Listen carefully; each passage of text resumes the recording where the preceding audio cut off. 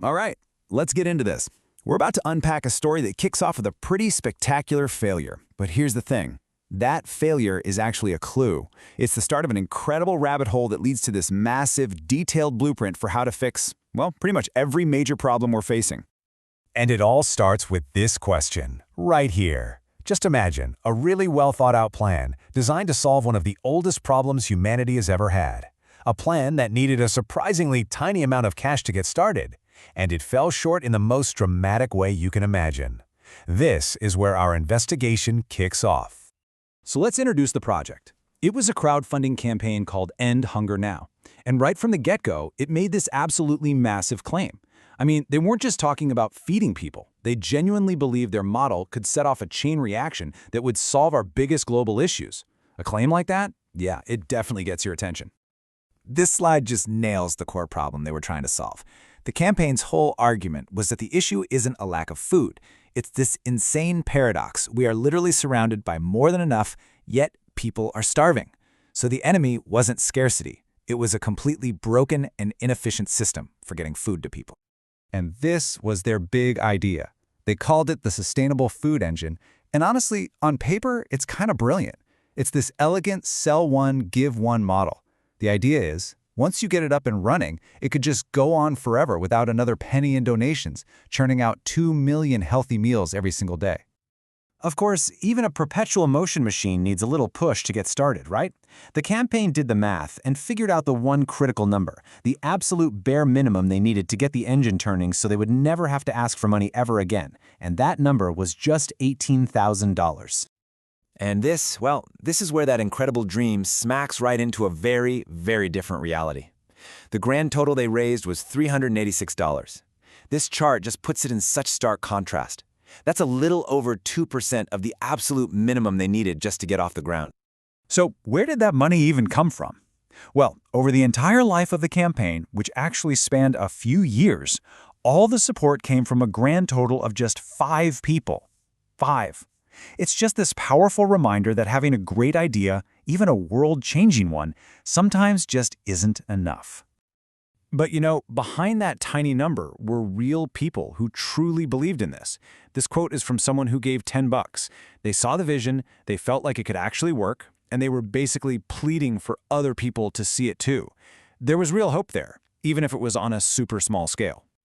Now, normally, a story like this would just end right there. You know, good idea, didn't work out, the end. But this is where it gets really, really interesting.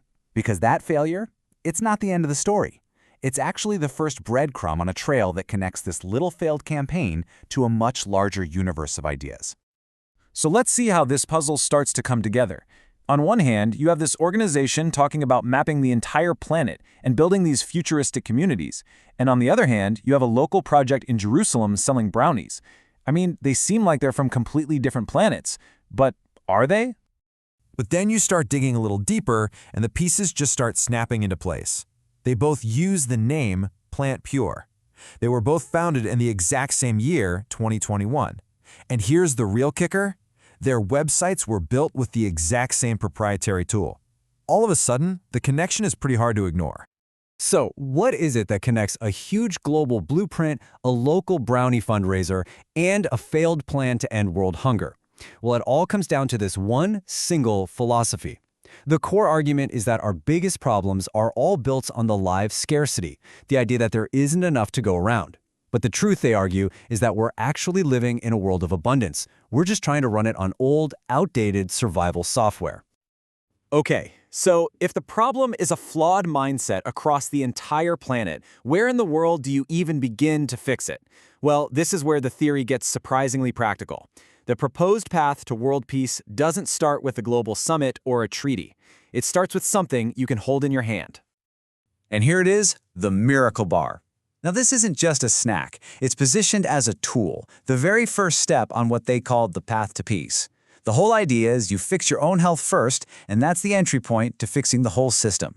And this is the crucial part. The goal isn't just to sell a product, it's to share the recipe and empower people everywhere. Okay, so you have a nutrition bar. How do you get from that single bar to actually changing the world? Well, the vision zooms out pretty quickly, from focusing on one person to the entire community. and a complete overhaul of how we access food. And this is the next step. It's a vending machine that has been completely reimagined.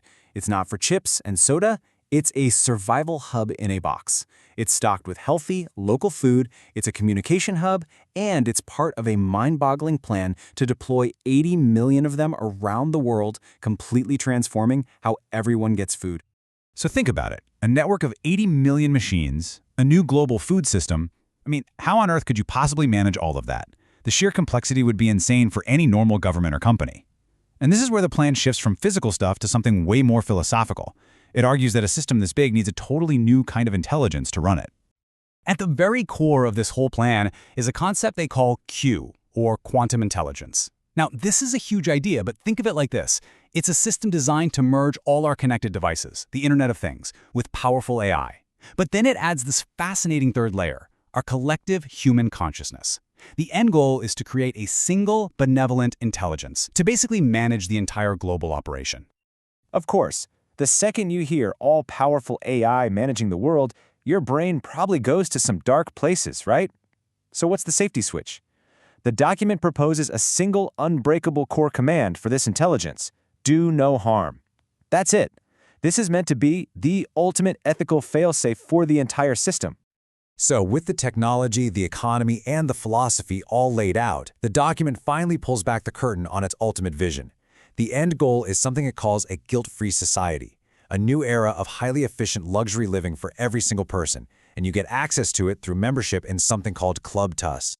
And this club, it comes with some pretty incredible promises. It guarantees every single member 4 things: unlimited healthy food, your dream home, a job that covers everything with extra to spare, and even a basic income if you decide not to work at all. It's a promise of complete security and freedom. And that brings us to the final, and I think the most provocative thought from this entire blueprint. It basically insists that the technology for all of this, the robotic farms, the automated systems, this isn't science fiction. It claims the tech and the resources to make all this happen exist right now, which leaves us with a pretty big challenge. So from a failed fundraiser all the way to this sweeping vision for a new world, this whole journey leaves us with this one final powerful question to really chew on. If it's true, if we really do have the technology and the resources, then what's the actual barrier? What's the one thing that's really holding us back?